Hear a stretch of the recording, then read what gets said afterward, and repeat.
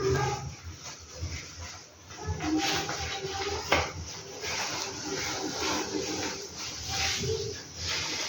this lecture we will see about transport of gases.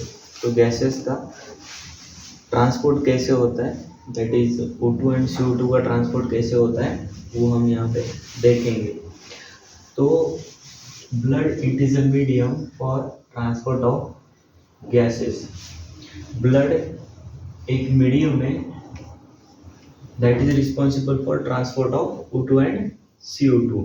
Blood क्या है, एक जरिया है जो कि O2 और CO2 को ट्रांसपोर्ट करता है। तो पहले हम ऑक्सीजन के बारे में देखेंगे। ट्रांसपोर्ट ऑफ O2 और CO2 हमें दोनों पढ़ना है, उसमें पहले हम ट्रांसपोर्ट ऑफ O2 देखेंगे, दैट इज ऑक्सीजन। तो 97% जो ऑक्सीजन है that is transported bye RBC. RBC क्या है, रेड ब्लड सेल्स। 97% जो ऑक्सीजन होता है वो आरबीसी ट्रांसपोर्ट करती है और 3% जो ऑक्सीजन होता है वो प्लाज्मा ट्रांसपोर्ट करते हैं। तो अभी ब्लड के अंदर एक पिगमेंट है जिसे हम हीमोग्लोबिन बोलते हैं, जो कि रेड कलर है और आयरन कंटेनिंग पिगमेंट है। ये हीमोग्लोबिन। हीमोग्लोबिन क्या है, it is a red colour iron containing pigment present in blood. वो क्या करेगा, वो ऑक्सीजन के साथ बाइंड करेगा। हीमोग्लोबिन क्या करेगा, ऑक्सीजन के साथ बाइंड करेगा। बाइंड कैसे करेगा, रिवर्सिबल। अब ये रिवर्सिबल क्यों बोला है, क्योंकि वो ऑक्सीजन के साथ बाइंड भी करेगा, ऑक्सीजन हीमोग्लोबिन के साथ अटैच भी होगा और डिटैच भी होगा। Hence it is called as, hence इसको बोला है कि रिवर्सिबल मैनर में ऑक्सीजन हीमोग्लोबिन से अटैच होता है। O2 binds with hemoglobin in reversible manner। जब ऑक्सीजन हीमोग्लोबिन के साथ अटैच होता है तो वो ऑक्सी हीमोग्लोबिन फॉर्म करता है। क्या फॉर्म करता है, ऑक्सी हीमोग्लोबिन। जब ऑक्सीजन मॉलिक्यूल हीमोग्लोबिन मॉलिक्यूल से अटैच करता है तो वो ऑक्सी हीमोग्लोबिन फॉर्म करता है। अभी एक haemoglobin molecule, one haemoglobin molecule will attach to 4 molecules of oxygen. ये इसका टेंडेंसी है। मतलब वन हीमोग्लोबिन मॉलिक्यूल, समझो ये एक हीमोग्लोबिन मॉलिक्यूल है, वो 4 हीमोग्लोबिन मॉलिक्यूल से अटैच करेगा, 4 O2 मॉलिक्यूल से अटैच करेगा।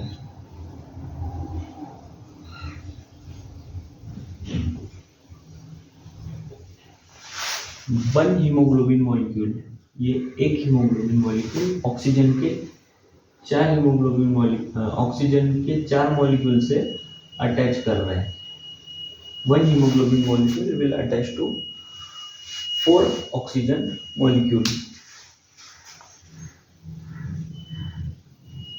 मैं ये रब कर देता हूँ, इरेज कर देता हूँ।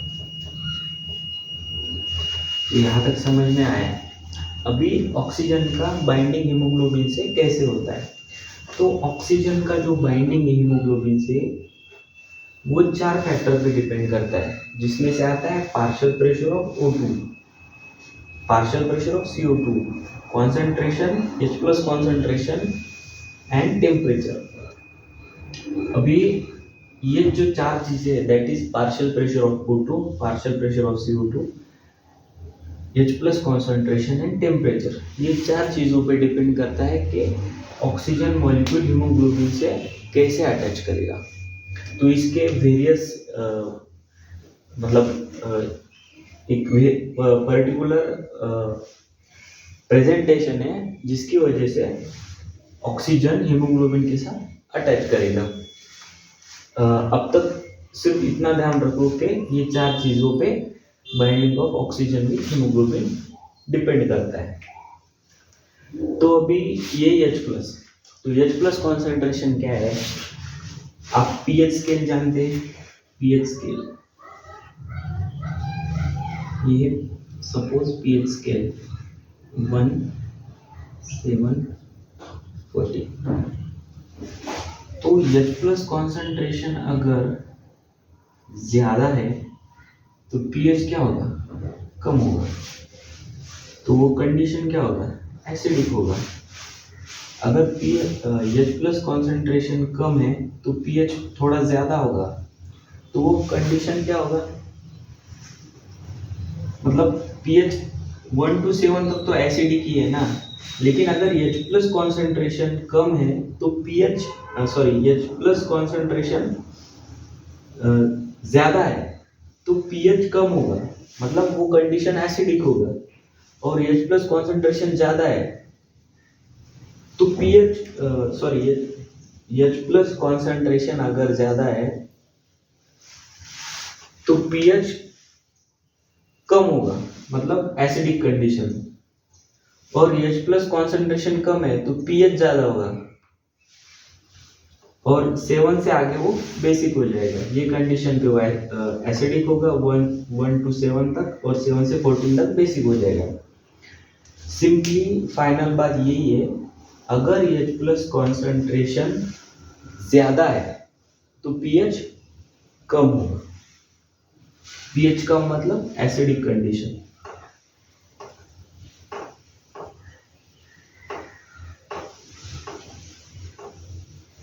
अभी ये 4 फैक्टर पे O2 का O2 हीमोग्लोबिन मॉलिक्यूल से बाइंड होता है। अभी हम ये ग्राफ देखेंगे।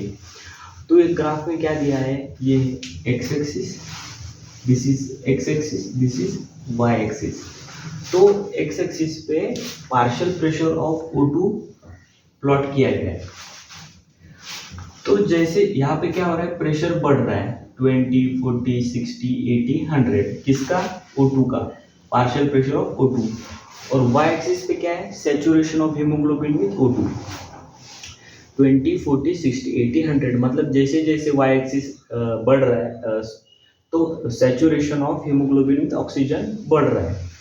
और ये जो ग्राफ है वो सिग्मोइड है, sigmoid, that is sigmoid graph. तो सपोज 1 मॉलिक्यूल ऑफ ऑक्सीजन है, तो 1 मॉलिक्यूल ऑफ ऑक्सीजन विल, अगर प्रेशर 40 है तो 1 molecule of oxygen will bind with haemoglobin. अगर प्रेशर बढ़ गया, जैसे 40 से 60 हो गया, 2 molecules of oxygen will bind with haemoglobin. Pressure 80 हो गया, 3 molecules of oxygen will bind with haemoglobin. Pressure 100 हो गया, 4 molecules of oxygen will bind with haemoglobin. तो जैसे जैसे पार्शियल प्रेशर ऑफ O2 बढ़ रहा है, उसका सैचुरेशन विथ हीमोग्लोबिन बढ़ रहा है, and that is only represented in this graph. अभी in alveoli and in tissue oxygen का अटैचमेंट और डिटैचमेंट कैसे होता है हीमोग्लोबिन के साथ। एल्वोलाई में पार्शियल प्रेशर ऑफ O2 ज्यादा होता है, that is oxygen. Partial pressure of CO2 that is carbon dioxide कम होता है। कॉन्सेंट्रेशन ऑफ H प्लस कम होता है। अभी H प्लस कॉन्सेंट्रेशन कम हो गया मतलब pH बढ़ गया, मतलब कंडीशन एसिडिक हो एसिडिक ही है लेकिन pH बढ़ रहा है।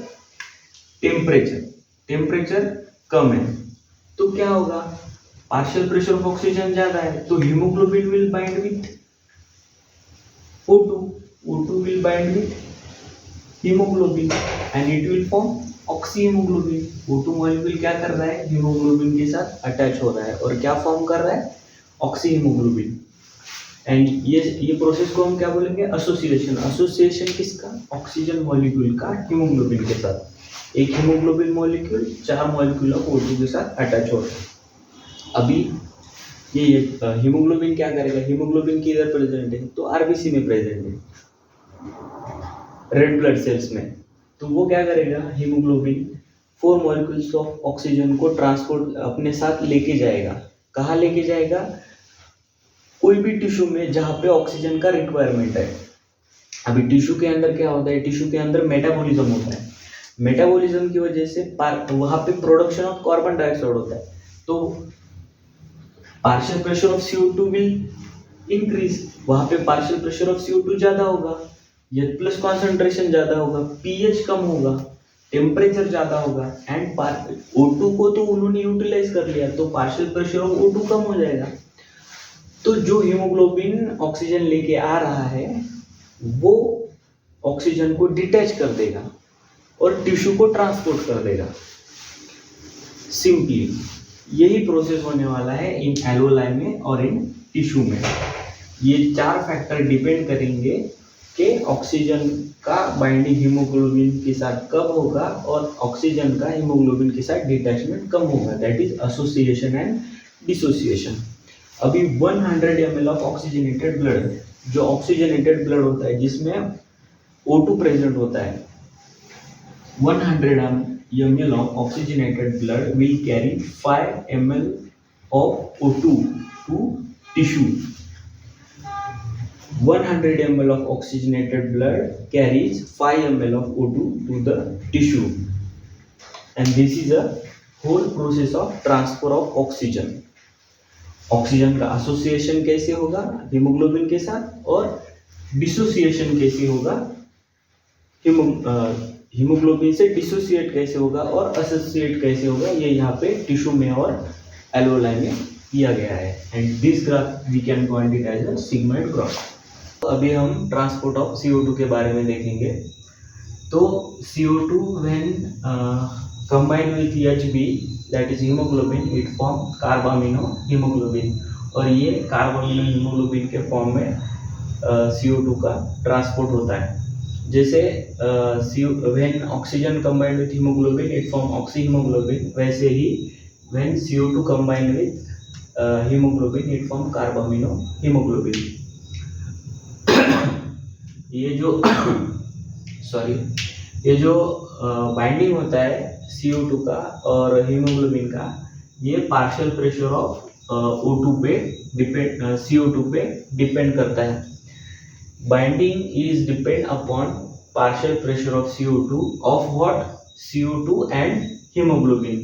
CO2 और hemoglobin का जो बाइंडिंग होता है वो पार्शियल प्रेशर ऑफ CO2 पे डिपेंड रहता है। तो ये जो ट्रांसपोर्ट है ये 3 वे से होता है। उसमें फर्स्ट है by RBC, by plasma, that is first RBC, that is 20 to 25% of CO2 it is carried out by RBC. 7% of CO2 it is carried out by plasma in dissolved state, and 70% of CO2 it is carried out by in the form of bicarbonate. तो पहले हम red blood cells देखेंगे। By red blood cells 20 to 25% of CO2 how it carries. तो इसमें transport कहाँ से कहाँ तक होता है CO2 का? टिश्यू के अंदर CO2 प्रोड्यूस होता है, वहां से ट्रांसपोर्ट होता है एल्वोलाई तक, from tissue to alveoli and from alveoli to outside the body. तो एट टिश्यू लेवल कैटाबोलिज्म की वजह से क्या होता है, पार्शियल प्रेशर ऑफ CO2 बढ़ जाता है and partial pressure of O2 कम होता है। तो CO2 क्या करता है, हीमोग्लोबिन से बाइंड कर जाता है, क्योंकि पार्शियल प्रेशर ऑफ CO2 ज्यादा है तो वो हीमोग्लोबिन से बाइंड कर जाता है और वो क्या फॉर्म करता है, कार्बामिनो हीमोग्लोबिन। और वो कार्बामिनो हीमोग्लोबिन के फॉर्म में एल्वोलाई तक जाता है, जहां पे पार्शियल प्रेशर ऑफ CO2 कम होता है, पार्शियल प्रेशर ऑफ O2 ज्यादा होता है। तो CO2 हीमोग्लोबिन से डिसोसिएट होता है। CO2 का अगर पार्शियल प्रेशर ज्यादा है तो वो हीमोग्लोबिन से बाइंड कर जाता है, कहाँ पे, टिश्यू लेवल पे। लेकिन जैसे ही वो एल्वोलाई लेवल पे आता है वहां पे पार्शियल प्रेशर ऑफ CO2 कम होता है, तो वो कार्बामिनो हीमोग्लोबिन फॉर्म से डिसोसिएट होता है एंड CO2 रिलीज होता है। From haemoglobin CO2 get release and CO2 is transported outside the body. This is one way. Second, by plasma in their dissolve form और डिसॉल्व स्टेट। अभी third, by carbonate. तो ये carbonic anhydrase और some of the enzymes are present in RBC and plasma, और ये जो plasma में थोड़ा माइन्यूट फॉर्म में प्रेजेंट होते हैं। तो ये क्या करते हैं, ये कार्बोनिक अनहाइड्रेज हेल्प करता है to form bicarbonate. In the form of bicarbonate there is transport of CO2। तो CO2 plus H2O carbonic anhydrase form H2CO3 carbonic anhydrase HCO3 minus plus H plus। तो टिश्यू लेवल पे क्या होता है, अभी मैंने बताया था due to catabolism partial pressure of CO2 बढ़ जाता है, तो CO2 डिफ्यूज होता है आरबीसी एंड प्लाज्मा में। CO2 कहाँ डिफ्यूज होता है, आरबीसी एंड प्लाज्मा में। तो CO2 का पार्शियल प्रेशर ज्यादा है, CO2 डिफ्यूज हो गया RBC and plasma and undergo reaction with the help of carbonic anhydrase and it form H2CO3 and HCO3 minus plus H plus, और ये फॉर्म में CO2 कैरिड होता है कहाँ तक, एलोलाई तक। अभी ये क्यों हुआ, क्योंकि पार्शियल प्रेशर ऑफ CO2 ज्यादा है। अभी एलोलाई लेवल पे क्या होता है, पार्शियल प्रेशर ऑफ CO2 कम हो जाता है, तो ये रिएक्शन अपोजिट डायरेक्शन में वर्क करता है और CO2 एंड H2 फॉर्म कर देता है, CO2 एंड H2 रिलीज कर देता है। और वो CO2 कौन से फॉर्म में ट्रैप्ड होता है, तो वो बाइकार्बोनेट के फॉर्म में ट्रैप्ड होता है और वो एल्वोलाई को ट्रांसपोर्ट कर देता है and when it transport to alveoli it is released out. This is only a simple mechanism how CO2 is transported by bicarbonate. अब एक लास्ट है, 100 ml of deoxygenated blood delivers 4 ml of CO2 to alveoli। जो 100 ml deoxygenated blood होता है वो 4 ml of CO2 transport करता है alveoli को। Thank you.